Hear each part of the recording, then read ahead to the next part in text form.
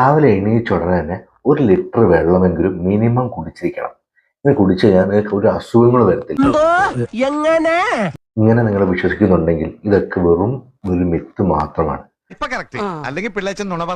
കാരണം മിക്ക ആൾക്കാരും ചെയ്യാറുണ്ട്, രാവിലെ എണീച്ച ഉടനെ തന്നെ 4 ഗ്ലാസ് വെള്ളം കുടിച്ചു, 5 ഗ്ലാസ് വെള്ളം കുടിച്ചു, അതാണ് എൻ്റെ ആരോഗ്യത്തിന് രഹസ്യം എന്നൊക്കെ പറയും.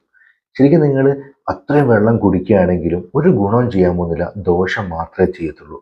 അത്രയും വെള്ളം നിങ്ങൾ കുടിച്ചു കഴിഞ്ഞാൽ ഓട്ടോമാറ്റിക്കലി നമ്മുടെ ബോഡിയിലുള്ള ഇലക്ട്രോലൈറ്റ്സ് അല്ലെങ്കിൽ സോഡിയം ഒക്കെ ഡൈല്യൂട്ട് ചെയ്ത് പോകാൻ ചാൻസ് കൂടുതലാണ്.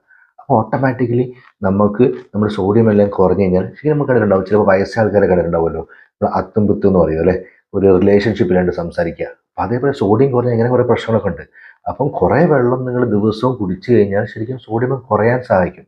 വെള്ളം കുടിക്കണം, വെള്ളം കുടിക്കണ്ട എന്നല്ല ഞാൻ പറയുന്നത്.